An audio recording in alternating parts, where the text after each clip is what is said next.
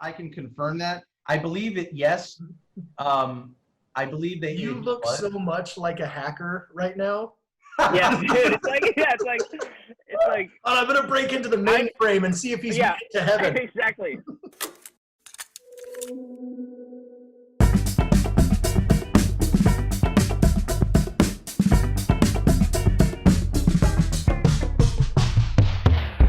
All right. Hey, welcome to Mixtapes. This is Display. We got Eric and Devin. Say hello to the people. What up, y'all? Hey. Sip. This episode brought to you by Corona Light. No, Corona Extra. Just extra. No light. Oh. Yeah. Oh, I'm so sorry. How dare I? So yeah, thanks for being on the show. Thanks for putting together a fun playlist. But so people have probably already listened to it. It is a playlist of instrumental tracks off of albums that are known for being vocal albums. That makes sense? That's right. I was thinking a potential playlist name would be like, There Are Literally No Words. There's probably something better than that. Where are the vocals? They literally couldn't even. No vote. I need more vokes in my cans. Yeah. Where did you what brought that on? Just that was like Devin's idea, wasn't it? Do something crazy. Yeah, I don't know. I actually get most of my ideas in the shower. It's just a thing. I don't know. Eric can attest. I think I was in the shower. And you guys were showering together when he came up with this idea? Not this idea. But most ideas we are bathing, yes. You never know. We did live together for a pretty long time, so we never showered. Save water. So the thing is, I was I don't know. I guess I was just trying to come up with a concept, and I mean, one of Eric and I's favorite top 5 albums that on both of our top 5 lists for sure. I don't even have to ask him is if this is true is Low by David Bowie, and the B side of that album, or tracks 6 through 10 if you don't have the vinyl, is instrumental. I think pretty much exclusively, except for one song that has like a couple vocals. But we love that album. Some of the songs on there are real big inspirations for us, and that album is half vocals, half not vocals. So I guess I kind of just went there as a jumping off point for some of our favorite music. And then I was like, gee, a lot of our favorite artists have a few instrumentals that are really great. And I thought that would be a cool concept. I don't know. It was just the first thing we thought of. I like it. Yeah, I think it's fun. It's certainly out of the box, It's like, it ends up kind of being mostly 70s classic rock when you narrow it down that much. Right. we started trying to like incorporate other stuff. We're like, well, it's just because we both have a pretty lengthy background in like jazz and classical music and whatever electronic music, which doesn't have vocals. But if you just did instrumentals or music that had no vocals, I mean, you could go anywhere. Right. There's so much music. So we just thought, well, how do we narrow it down? Well, we can just do bands that usually have vocals, and then find their songs that we think are cool that don't have vocals. So I think we kept it that way. Otherwise, it would have just been too easy to include Miles Davis or whatever. Like all of the post-rock shit of the last. Yeah. That you could go forever on just instrumentals, but I think nice little category. And I'm leaving Maggot Brain just for now in there, even though leaving what? Just Maggot Brain, Funkadelic, just because we were trying to get it under 30. I'm not, this is where everyone gets super pissed at me because I am notoriously just like the most hardline about it has to be under 30 minutes. Maybe. I think what I mean is I might get rid of Flying by the Beatles. It's kind of not even like really. Dude, okay, you know what? Let's take that out. I don't even know that one, so just take it out. I was thinking, which I think makes it at like 30 minutes and like 25 seconds. So like, there's more work to do. Oh my God! All right, well we'll leave it. Can we leave it up for now while we think about this?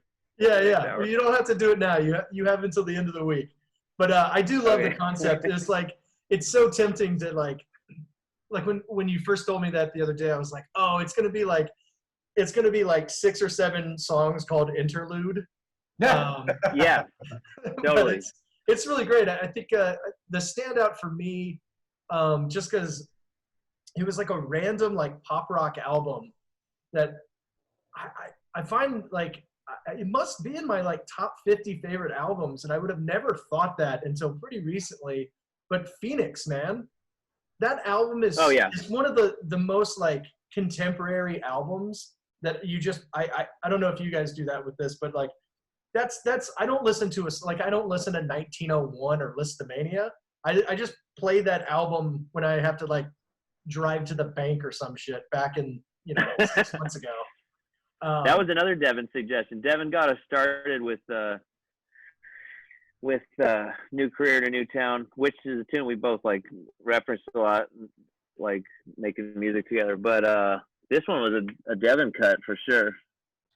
Yeah, I mean, I don't know what to say about Phoenix. They're so awesome. Yeah. I think with fun little accents. I think one of the coolest things about Phoenix, by the way, I have a dog named Phoenix too. It's no not relation. It's not named after the band, and neither is Lemmy named after Lenny. That's like that's a theme for a different kind of playlist. Yeah, Devin Pets named after rock artists.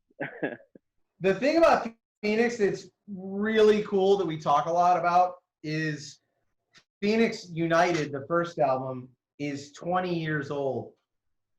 And it doesn't really sound much different at all than the last album they put out, 3 years ago or 2 years ago. That is true. Which is crazy because, it sounds like, I think they, on their newer music, it sounds a little more like the computer, like it's a little more digital, a little bit, even if they're not using more computer, it just sounds a little bit more like, I don't know.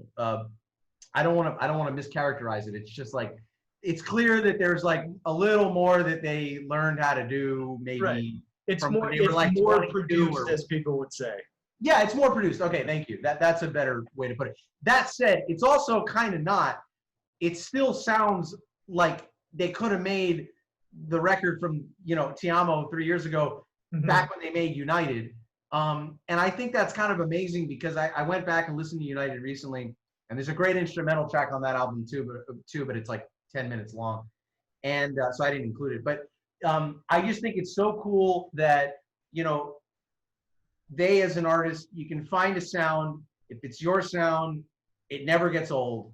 They could put out United today if they hadn't put it out 20 years ago, and everyone would be like, this is amazing. This is pretty good.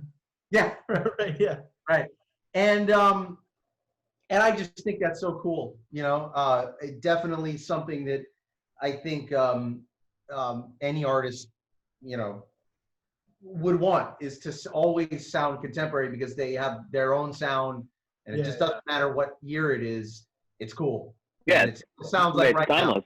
Now. So yeah, timeless. Yeah. Wow. Cool. It's crazy too how young they were when they did that. 20 years ago. How old were they? 20 or something? I don't know. I don't know. I mean, I'm not sure they're all the 25. same age, but yeah, they were. I think they were in their early 20s. And also, R.I.P. Great job. R.I.P. Philippe Zadar. Was he on the first one, going all the way back? Since we're in front of computers, I can confirm that. I believe it. Yes. I believe that you look so much like a hacker right now. Yeah, dude, it's like. Oh, I'm gonna break into the mainframe and see if he's made it to heaven. Exactly. I'm in. I am invincible. It's amazing. I love. That's the other thing I love about this is just everyone's setup is so hilarious. Like I realized that the headstock of this other guitar is kind of giving me a faux turtleneck kind of thing happening here. I love that. So I'm gonna scoot her over. Excited turtleneck. You're over there. You're over there now. It was a good look. It was a good look. Oh yeah. I should rock a full Hemingway always. To answer our question, yes, Philippe Zadar did produce with them United. So, it's kind of wild to be, wondering what their music is going to sound like without him. I'm sure it'll be equally cool, but he seemed like the George Martin of that band, and Totally. Rest in peace, that guy. Yeah, man, brutal. It's crazy that people die, right? What is up with that? It's stupid. I guess there's just not room for everyone. Is that why we do that? I still don't quite understand it. It's pretty annoying. That's a whole other podcast. Why do people die with Mike and the guys from Dysplay? Yeah. You guys ready for a good time? Yeah, exactly. So what are some other cuts that are definitely staying on this one? Zeppelin. There's a Zeppelin tune for sure. That was one of the first ones. That one's gotta stay. It's funny how much better in the studio at playing guitar Jimmy Page is than when he's just super drunk on stage, and it just sounds really weird. You watch the old videos. I grew up watching, obviously, like when the Song Remains the Same came out on like, DVD or whatever. That was like, I watched that and it was fun when you're a kid, but it's like you go back and watch some of that stuff. It's like especially some of the stuff they didn't include in the like compilations that they put out, and you just go on YouTube or whatever and find some random videos, and it just sounds really weird. Yeah. Yeah. They, I don't know if you know this or not, but they abused substances their whole career. For sure. Yeah. For sure. Clearly. Are you guys a big drug man? You guys seem like you're heavy into big drug? Is that like big pharma? Like hard drugs and big pharma. It's big drug, and they like, is that the same thing as big pharma? I don't know. Yeah, you guys feel you're definitely like a mainlining Jack Daniels type of. Oh, really? Is like in the back alley of the Whiskey A Go Go. Is that real? Are you being facetious right now or not? No, you guys are like cool, laid back dudes who like we'll drink. Well, you're wrong. You're wrong on both counts. Yeah. What drug or substance do you associate with us for real? That's actually a great market research question. If we were a drug, what would we be? Yeah, I feel like you guys should be the official tunes of White Claw. Oh. I mean, let's. I mean that like the nicest way. Actually, like, that's podcast over. Great.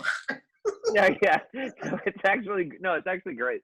That's actually perfect. Like, I would love dude, that. it's like you're like a summer fun. Like it's a treat, Dude, I love that. We got to get in touch with them. Yeah, I like to think we sound expensive. Like our music sounds expensive. So I was kind of hoping for cocaine, but that's all right. I mean, it's not accurate. So I was just hoping you might say that. Well, maybe we'll build an entire marketing campaign around White Claw Premium. Dude, I love where your head is at, to be honest. I wish I wasn't like this also. So what else is new with you guys? You got I've seen an official video come out. I've seen a lot of quarantine running around. You guys seem like you're staying busy. Yeah, we put out the Too Cool video. Is that what you were talking about? Yeah. It's really fun. And Devin is an amazing emo goth. He is. Oh. He's basically Robert Smith. That's so funny. With or without the makeup. That was too easy. That was almost too easy. I mean, we made the video. We're actually trying to do this thing right now. It's really crazy these days, seems like, but we're trying to make an actual album of songs, like a full album, not like that you would listen to. Yeah, like you would put it on and it has like more than 5 songs, and actually, I don't want to, I'm not, Rick, I'm not going to reveal too much, but I think it's going to be a concept album. So our first album, it's kind of ambitious. It's going to be a concept album already. Amazing. And I think that's about all we should say about it. Right Yeah. Because there's I other think things. we're moving into the Andrew Lloyd Webber, Alan Menken part of our career, the playwright, the musical, Yeah. the indie rock opera phase. I couldn't be more excited for you fellas. Yeah. It's going to be performed off Broadway. Yeah. I can't, Like I'll be there. Like Broadway in LA. Yeah, exactly. Yeah, downtown. Like Broadway in Chinatown. Yeah. I think that's cool. Like one of the things that comes up on this podcast a lot is the idea that like there's just different types of people and it's generational. It seems like I'm a little bit older. I'm like as old as you can get and still technically be a millennial. But So how old is that? What's that? So you're like 30? I am 58. Yeah, You look great. No, You I look don't great, know yeah. what the technical. What's the technical definition of millennial? I think it cuts off at like 81, 80? 80 1980? 81, 82. Okay. And then Okay. then it's something else. So I'm like, I'm like this like tweener age because I grew up without the internet, but then got it when I was still a kid. So like I got to see both things, which is really yeah. cool. And that's Totally. the same grouping of children that were like, you would buy an album and listen to an album, because you would put on Completely. a CD. I mean, like I remember when Shuffle was an option. I remember when Shuffle was a new option on a CDs on an were- iPod. In my mind, yeah, and that was like 10 years, and then an iPad or an iPod came out, and that blew everyone's. Oh, you mean Shuffle on CD? Like literally, just like the idea that you could just put in a mix CD and hit Shuffle. Yeah. On it blew my mind as a kid. Do you remember the iPod Shuffle? It was like like this big, and you couldn't see. There was no screen. It was just and it was like 500 megabytes too. It was like shit. It was like that was the expensive one, probably. Yeah. Yeah. It's honestly, all you really need if you're going to be wandering around. You just have to, put some forethought into your, curating what's in that little doodad. Do you remember the first iPod and it had a physical wheel you could scroll, like the wheel? Yeah, totally. Yeah. I don't know. You You had to crank it up. Yeah, it was nice. Yeah, totally. It took like leaded gasoline only. Yeah, it was like you had to mix it with oil. It was like a 2-stroke engine, something like that. I don't know. I don't know shit about shit, unfortunately. So what you starting to catch it's nice that people are making albums to be listened to as an album. I love that. Dude, well that was always music. That was always pop, rock, whatever. Just obviously, I'm kind of differentiating just from like classical and jazz, but like or even jazz. That was how I always thought about music growing up, as records, as albums, like LPs. Like on CD mostly, given like being born in '89. But I always listened, and we like. And that's another reason why this list, I think, made sense, because we're kind of going through mentally like full-length albums. Yeah, what are those albums we loved? And then there was an instrumental track. Yeah. Because they thought about it and thought, at around the 6th song, we're probably going to want to take a breath, Probably going to want to take a breath. Or they help tell the story too, like the Flaming Lips record. That was one of my favorite. That still is like one of my favorite full-lengths ever. And there's 2 instrumentals on that one. There's this one, Sleeping on the Roof, that we left in there, and then there's another one called The Observer, I think. And they just kind of that's one of the several, I guess we're gonna have to. But they just help tell a story too, like they just kind of or bring elements back from other tunes, little musical themes or motifs. You have the time to do that on an album. I don't know. I used to put in like a Pink Floyd or something, such a cliche stoner thing to say, and just listen to the whole thing as a kid, and it like all made sense together. Wait, Rick, are you implying you smoked weed as a kid or something? No, not Like, yeah. I was like, around it sometimes. I was, yeah. I You didn't inhale. I didn't inhale. It was- I people were smoking around me. yeah, I didn't inhale though. Yeah. I like never go full Bill Clinton. When did you guys start smoking weed and playing music? Oh man, Like I didn't mean to bring were this you up. music players first and then weed came later? Yeah, of course. Or was it weed and then you Yeah. were like, I should play music? No, it was definitely music. It was definitely, and I'm not admitting that I've ever smoked weed necessarily, but it was definitely music, and then for like years and whatever, and then it was like weed, and then it was like weed and music, and then it was like, oh my god. Yeah.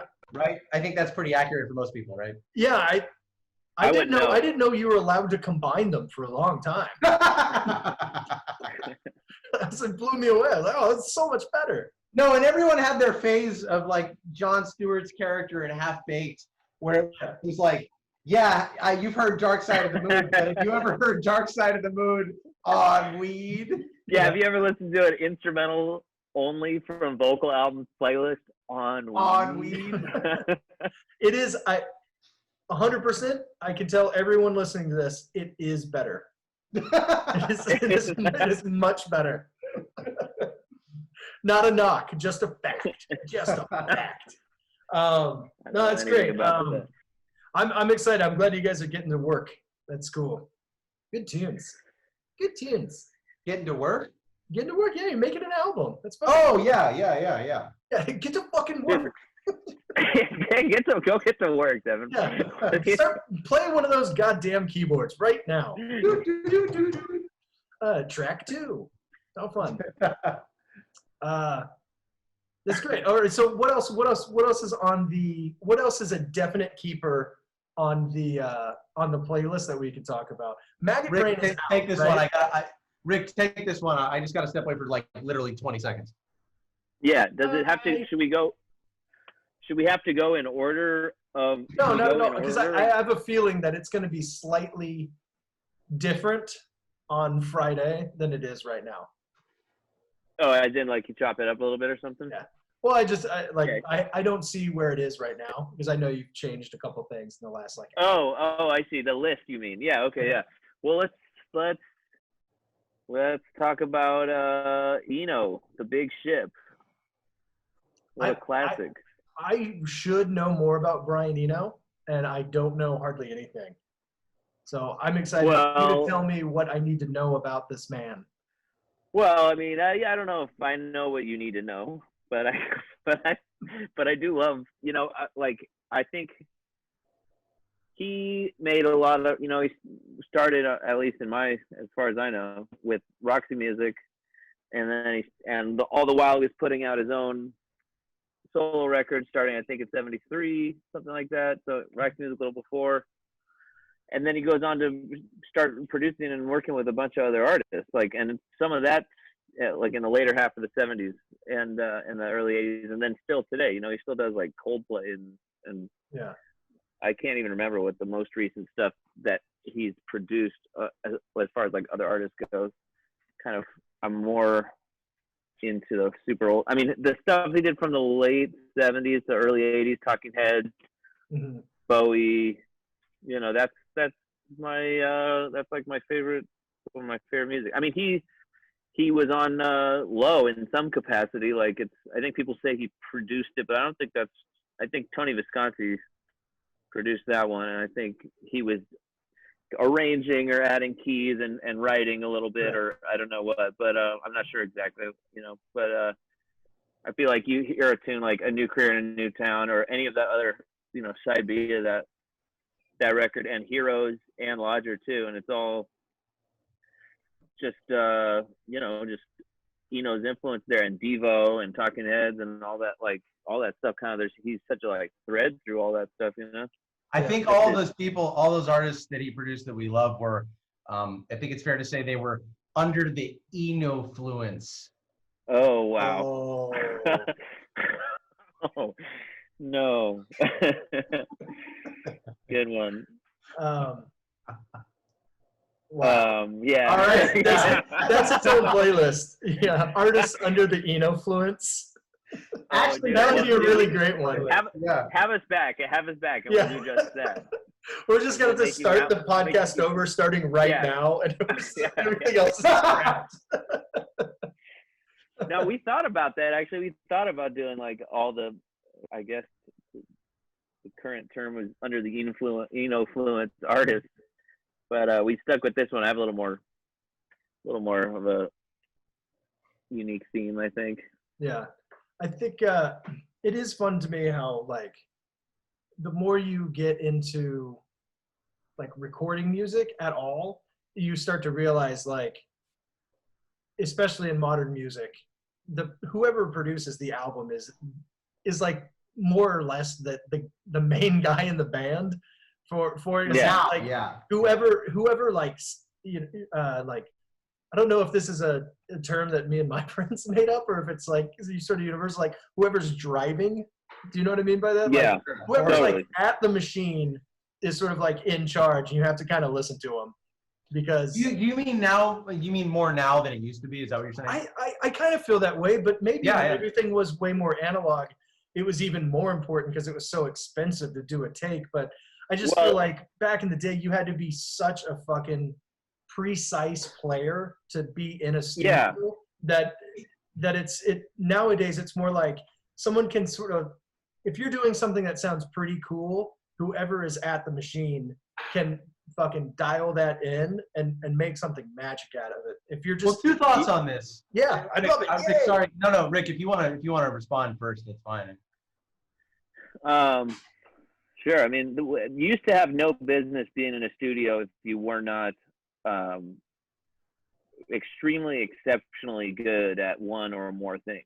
Like Right. whether it was the actually singing of the lead and you were the artist in that capacity, or you were recording any instrument, or being an engineer, or or the quality of the writing that would be in there, like from the perspective of a songwriter.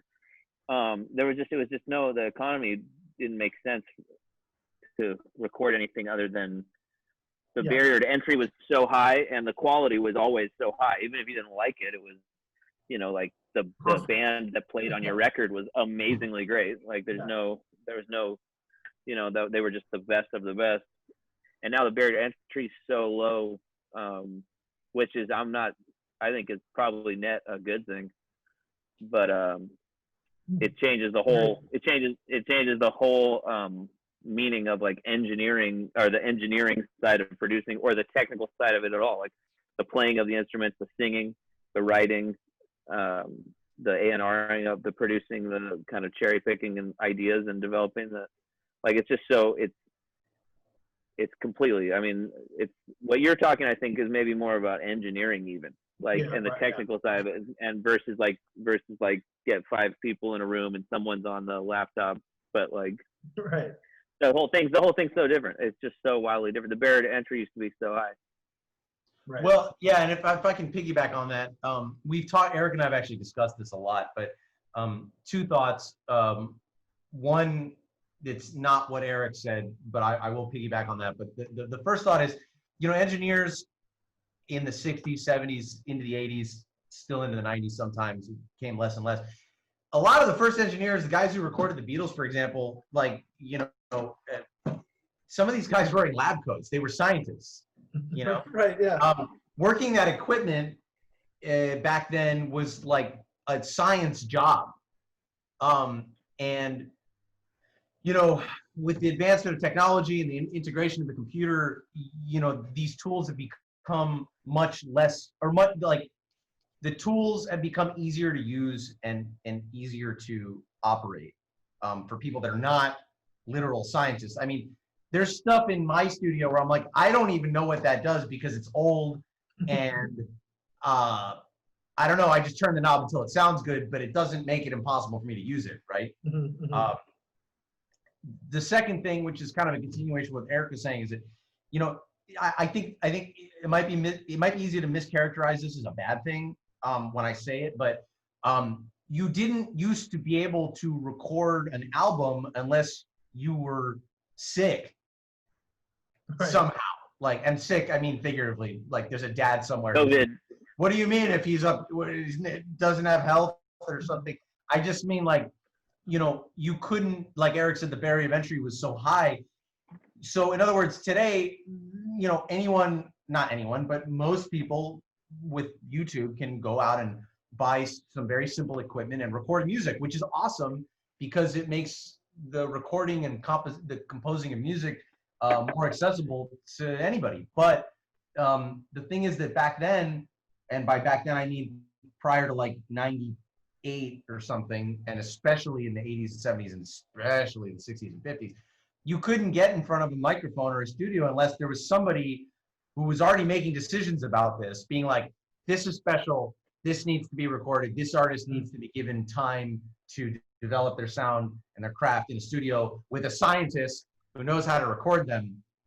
And it's, again, this is the part where I'm afraid that it might be easy to mischaracterize what I'm saying here, but as a result of this transition, there's just so much music being recorded and made and released that it's easy to crowd out people who are saying something special because anyone has access to the tools to record and compose music now.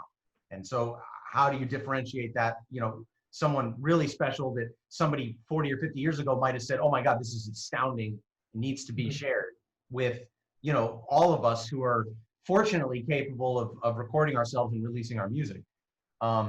So yeah, that's my 2 cents on that. Purchased. Word. Yeah. Yeah, it's, Thanks for coming to I my mean, TED Talk. because to me, with like, in that same vein, it's like, I sort of learned how to play guitar because of Pro Tools, GarageBand, and Logic. You know, like I would play sitting on my couch with my first little acoustic guitar. Like on Sunday mornings is when I learned to play guitar, because I would play while football was on. And that's just like, I practiced it without like paying attention. But when I like started to actually play guitar, it was because I could plug it into my laptop and you could do 1,000 takes. Oh, wow. And you feel like, So how old were you when you started? I think I got Like my first like bass guitar when I was like 13 or 14. I was just awful. Like I still don't think I'm like very good, but and then what was your first? Playing. Do you remember what your first like sort of like digital interface, or how were you originally? What was the first time you plugged into your laptop? It was honestly probably putting a microphone into, you know, a Windows 98 computer. I love that. Literally running Sound Recorder and then playing. I love that. Playing that back and then putting a lead over top of it. Like that's how I like. That's awesome. And then like when I heard the concept of like a loop pedal, I was like, oh, fuck, like that's for me, you know. But I feel like more than anything, like interfacing with Logic or Pro Tools is like the other instrument I play. Right. You know. Like completely, and that's what Eno said too. You know, he always said he played the studio, and now it's like there's a lot more studios for people to play because you can just one of the things have Windows 98 and you're good. Yeah, that's all you need. You need Sound Recorder and a fucking Radio Shack mic to sound really bad, but keep yourself happy. I always thought it was fun that like because me and my friends at sort of an early age, and I bet you guys are like this too. Like one of the things that's so nice about it is like. We never really sat around and played video games. We sat around and played Pro Tools, which is like kind of the same thing, you know. Awesome. Here, I'll put down a bass line, you put down a keyboard track, and then, you know, it's like it doesn't matter if it becomes an awesome song. That was like the fun thing we did on a Saturday, you know. Jeez, that's what Devin and I did that on Monday. Yeah, that sounds awesome. Yeah. No, that's awesome. I mean, that's a much healthier probably thing than playing GTA, which is also great in its own way. I think there's no question. I also did that, but our main video game was like early Pro Tools, you know. Well, so did you ever play GTA on Wii? No, I'm just kidding. So the thing is, I think there's no question. Hell yeah. Yeah, I think there's no question that some of the things that we picked up via video games translated to, using Pro Tools or the DAWs to do things. I mean, it definitely For sure. feels like a video game sometimes, especially editing or fixing things. You Yeah. just kind of like learning the commands to get it to be the way you need it to go. And that's kind of like playing Mortal Kombat and like learning all the like moves. fatalities. Yeah. Yeah. And that's true of like shortcuts too on the computer. Like all the fatalities, like whatever part of your brain that learns that is, similar to It gets learning. hardwired in. That's hilarious. All the fatalities. That's so true. It's real. Yeah, our parents were always like, don't play video games. And I'm like, I don't think that I would discourage kids from playing video games for this reason exactly. Yeah. Same. Not to mention video games, and obviously the music side of it too. That's the the newest frontier of just like mass media, like art making. Like that's video games are here to stay. Multimedia experience. It's pretty neat. Yeah, and it's getting more like that with all the AR and VR and everything. That, dude, yeah, I played this game. I can't even remember what it is. It's like kind of like Dance Revolution or whatever, but in like 3D, and you with the light things. And I was like, what is it? I don't even remember what that's called. But there was wild. there is Guitar Hero is so popular. Also used to be, as Mitch Hedberg might have said, Guitar Hero is popular. It also used to be too. Yeah, I used to do drugs. Yeah, I still do, but I used to too. Rest in peace, Mitch Hedberg. All right, goddamn, lost another great one. Fuck, he was good. Yeah. Anyway, what was just funny did to the me Mitch about Hedberg tribute moment of the podcast. What if we had made our playlist like Mitch Hedberg, our favorite Mitch Hedberg Well, bits? I'll tell you, it'd my be God, my that favorite would've been playlist so amazing. fucking far. What's that? If it would have just been like Mitch Hedberg bits, it would have been my favorite playlist in the first 10 episodes for sure. That guy was my fucking dude. Oh my God. He's amazing. Brutal. So what I always thought was interesting about Guitar Hero is like, it's fun, but like people practice Guitar Hero and became amazing at it. And I'm kind of like, man, you might get a lot out of just getting a guitar too. Yeah. Check it out. It's like, did you find this? I always found this to be really funny. It's like, it was hard for me to play. Like your brain would. Do you know there's like the experiment where if you like wear goggles where everything's flipped upside down, it's like crazy disorienting. And then after a little while, your brain just kind of like is like, I get it, and then you can kind of like figure your shit out again. I don't know about that, but I believe that sounds about right. There's a good chance that I just made that up. But I mean, I don't know that personally. I think that's a real thing. But in that same way, it's like playing guitar and then picking up a Guitar Hero guitar and being like, I know how to play Say It Ain't So, and it's not blue, red, blue, red, orange. Like that's wrong. But then your brain clicks and you can. No, it's hammer on C sharp minor. Yeah, exactly. Yeah. And then 4 on the E string. Yeah. I just think there is something funny about that like so much of it is just like pattern recognition. And it's like, because with Guitar Hero, there's no, like, you can't write a song on Guitar Hero, which is like, feels unfortunate to me because it's essentially a very dumbed down MIDI controller. Right. Yeah. That's true, actually. Yeah, but they don't even begin to incorporate music, do they? Into like as in Not that I'm aware of. It's just there's no like it's just hand-eye there's not 12 notes or whatever. It's not about music. It's about the songs, but it's like there's 4 colors or something, right? And it would drive me nuts when it didn't feel like it was on the beat, right? Yes. It'd be like, you missed, and I'm like, I don't think I fucking missed, dude. I think you fucking programmed that shit wrong.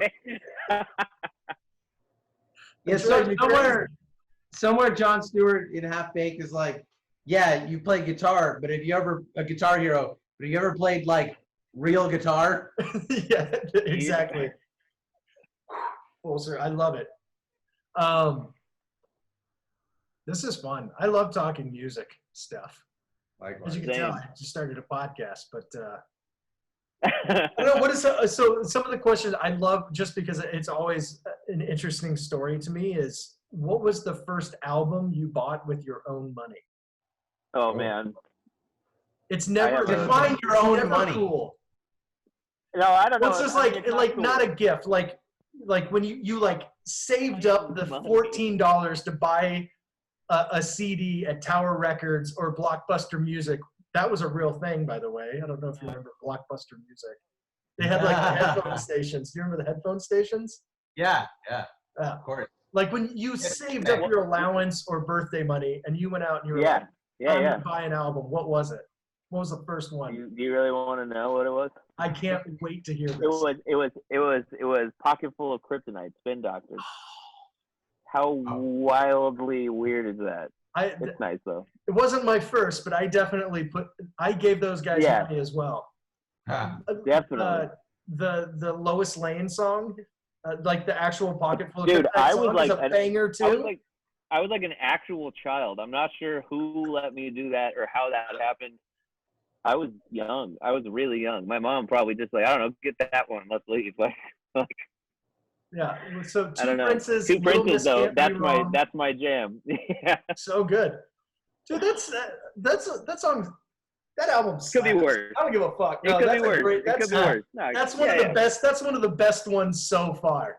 What about you? What about you? What was your first album? Man, I think I know the answer to this.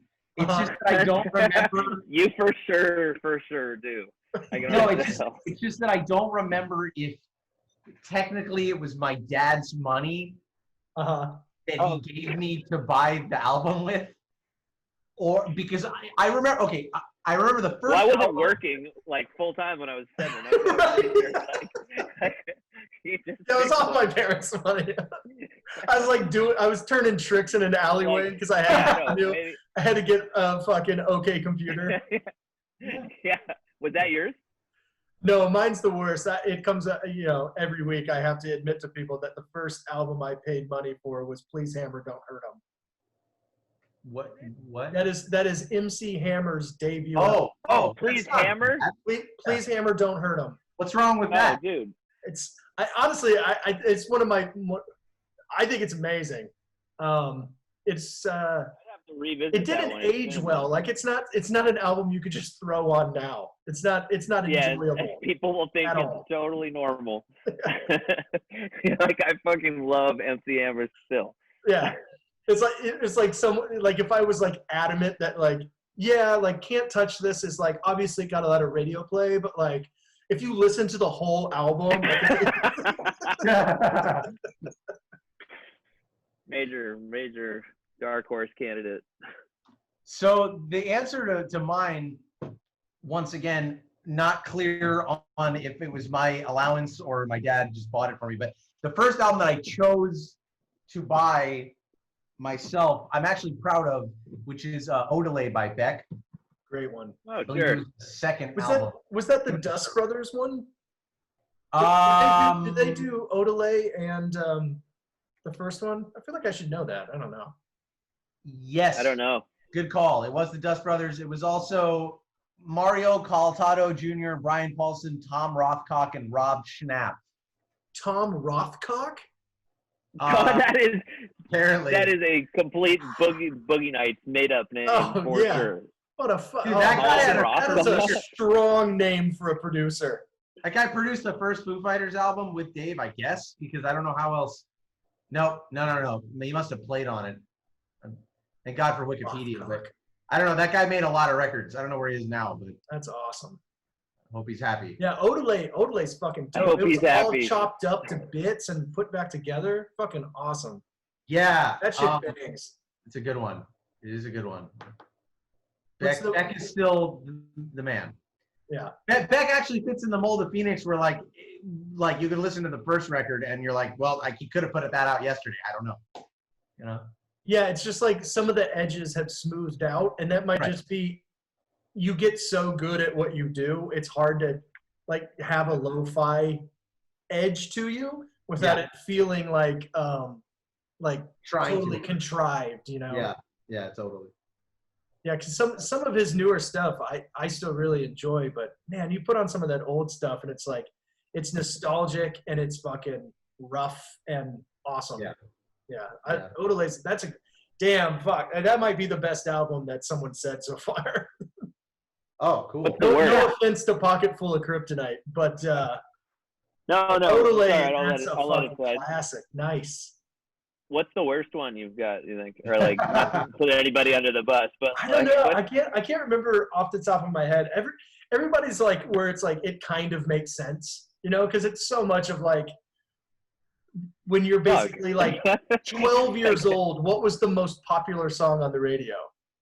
yeah. It's basically what it boils down to. Yeah, Well, that's I'll the thing. just go ahead and like assassinate my credibility, which is by sharing the fact that after Odelay, not long after, really not long after, it might have even been right after, but Middle of Nowhere by Hanson showed up, and so you know, You went look, from no Odelay. one has anyone to be anything to be ashamed of. Yeah. I don't know any Hanson albums by name myself. Well, I actually auditioned for them and jammed sounds with them nice. a few years ago, Good job. like 10 years ago, and it really came That's full true? circle. What? Yeah, I really did. Oh, amazing. I was already in. I was fortunate to tour with AWOL Nation, and I was playing with them, and they were actually fans of AWOL Nation. And I got a call like, "Hey, do you want to audition with Hanson?" And I was like, "Well, no, but not really. But I will do it because I really want to just do it because like I like them when For I was this moment, You're like, in 10 years, I'm going to be on a very seldom watched podcast thing. And I want to be able to tell Michael Henderson that I will do this. Yeah. That's a fucking great story. I bet those Well, guys are it the actually fucking gets better. coolest too. It gets better when I tell you the part where, I mean, again, I wanted to do it because I liked them when I was like, 8, and they're really nice guys. And I went in there and I was like not really taking it very seriously because I wasn't going to take the job even if they asked me to do it. And I went in and I wasn't super prepared because again, I didn't take it very seriously. And I actually was like, okay, here we go. I'm going to play the song now. And then we're playing, and it's like something's really wrong. And I'm like looking at the bass. I'm like, I'm pretty sure I'm playing the right notes. And then it occurred to me like about halfway through the song that I didn't turn the amp on.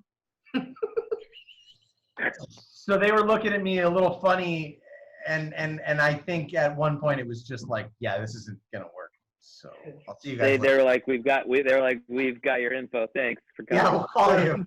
And I was like, no, you won't. That's okay. really Thank you, appreciate it. Hansons. They couldn't have been nicer about it, though. They couldn't have been nicer about it. Yeah, they're like, hey, next time turn the amp on. Yeah. See ya. That's amazing. They were like, I guess you don't have to turn the amp on with AWOL Nation. So, you know. Oh God. Brutal. Eric, how many young boy bands have you auditioned for? Oh, well, if we're gonna make it about this, I think Devin wins in straight sets. Which is not a Which good I'm thing cool to with. win. Which I'm totally cool with. I don't think I've ever collaborated much with any sort of boy band per se. Devin and I have written some bizarre. No. Wait a minute. What about when you auditioned for Noah Cyrus? Well, That's not a boy band, I guess. It kind of comes to mind. But it is potentially embarrassing. No, it was that wasn't Noah Cyrus. That was a separate. No. It was Trace Cyrus. Sorry. Yeah, that was a separate thing. It was another. No. I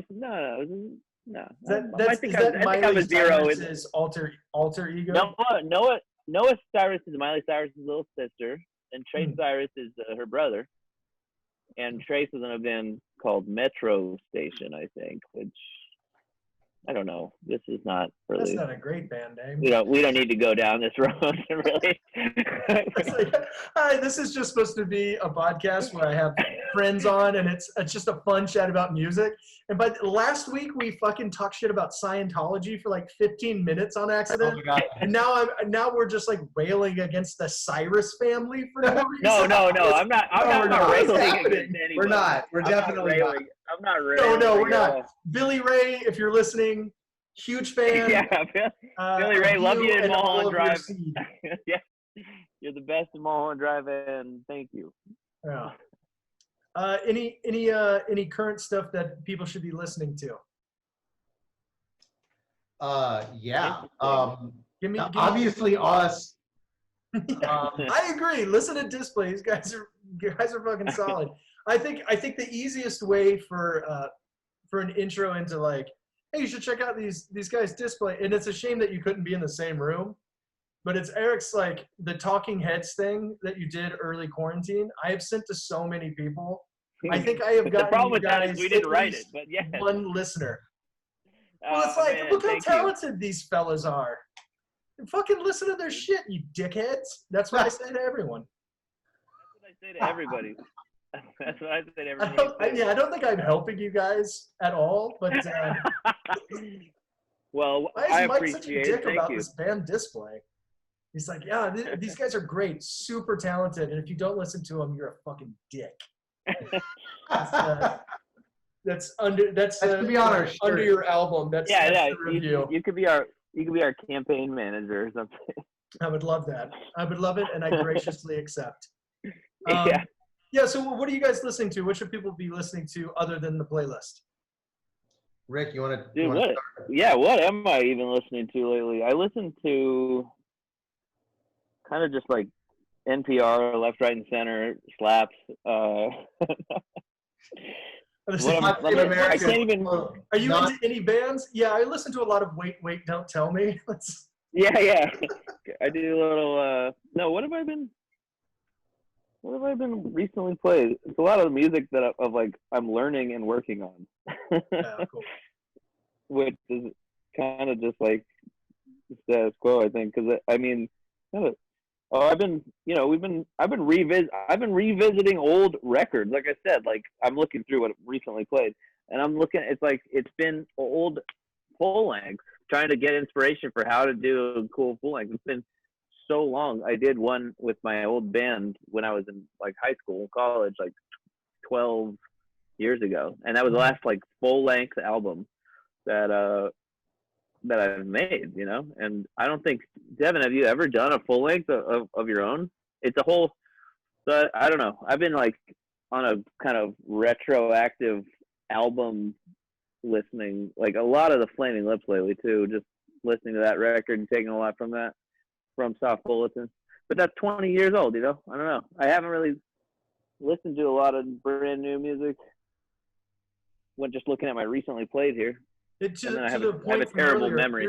There's too much new music. I heard WA, There is and I took a break from listening to things for a while, and I liked that song. It's just it's a lot. It's a lot to take in for the culture, Yeah. Yeah, no doubt. I got some new music. I quickly just pulled up my playlist of stuff. I just have like one playlist where I just throw stuff on that I like, that I hear that's like lately, or sometimes it's older, but usually it's newer. There's this guy who went to, we went to USC, and I just found out recently he went to USC too, but I don't know how you say his name. I think it's McG. It's MK.GEE. MGK? Is it MGK? No, it's MKG. Yeah. McG is the director of Charlie's Angels, I think. Yes, McG is the director of Charlie's Angels. That is true. I think that's also what this guy calls himself. I don't know. But he's cool. He's makes some cool stuff. My dude Jimmy Stack is awesome producer who put out some music this year that's really great. His girlfriend, I'm just going down the list. His girlfriend Casey Hill also put out an album this year that's awesome. I forget. I have some random weird, like a friend that knows a friend that knows a friend. So I've been friends with her on Instagram for like 10 years or like however long Instagram. Huh. Yeah, I listened to that recently. It's like, what is it? It's like, is it okay if, is it selfish if we talk about Yeah. me again? Yeah, that's fucking great. Yeah, I was really impressed. Yeah, you know, it seemed largely produced or co-produced by one of our favorite artists, Francis and the Lights, and which is cool. It's kind of like stuff that he would produce, but then with like her vocal, which is cool. Dude, Awesome. this guy, That's a good one. This person, Arsa, I don't know how to say their name. Oh yeah, Arca. Yeah, okay, it's Arca. Just got into them. The new Tame Impala album is on here. The new Charlie XCX album is on here. Yeah, that's for new stuff. Oh, and the new Haim album is awesome. Is it? I think so. Yeah, I'll give it a shot. yeah. I mean, I'm a fan. There's something about them that's like incredibly likable, but I don't think I like any of their tunes per se. Does that make sense? Like, I'm glad they're around and I'm glad they're making music, but I don't. It like I never like put it on. I don't know. It sounds like a weird diss, and I don't mean it to be. No, I got It's you. like, you know, yeah, maybe it's just not for you. You know, Yeah. they have a song on the new album called Gasoline that I think is undeniable. I'll just say that. cool. I will put that in my list and listen to it until I fucking like it. It's been a lot of fun, guys. Thanks for coming on. Dude, yeah. Any shout outs, anything? This is my first chance I've actually really been able to ask someone if they have something they want to plug. That'll be fun. Well, hit us up in a year when we're done with this album. I absolutely will. Or I mean, we're still the Too Cool video is still out there, but we talked. Yeah, about I mean that. that's not that long ago that came out. So Yeah. That came out like 6 weeks ago. So Yeah, I'll put a link. There'll be like 8 people clicking on that because of me. I love got it. the juice. I got the juice. man, thank you. If you can, I'll just say this to anyone who checks it out. If you can watch the video and not at least laugh or smirk even a little bit, send me your address. I will mail you a check for $3 as a form of payment for failing and making you laugh, because we really think we got something funny there. So If it's it is great. So you will send one White Claw premium to anyone who doesn't absolutely love that video, because it's great. You guys are great. Thanks for coming on. Thanks, dude. Thanks for having us. I'll chat with you soon. Let's do a hang. Let's next time you're recording some stuff, fucking send it my way. Let me go like this. It's sounding good. I just want to be the guy, like the guy, like, because I can't be in the studio, but I want to be the guy who's like on the one couch that everyone sits on. And just you're the Rick Rubin. there's a guy who makes tens of millions of dollars doing that. His name is Rick Rubin. Yeah, you're Rick Rubin. Sounds good. Yeah. Good job, guys. It's awesome. I look forward to that. All right, have a good night, guys. I'll talk Thank to you, you brother. soon. All right, later, guys. Thanks dude. again.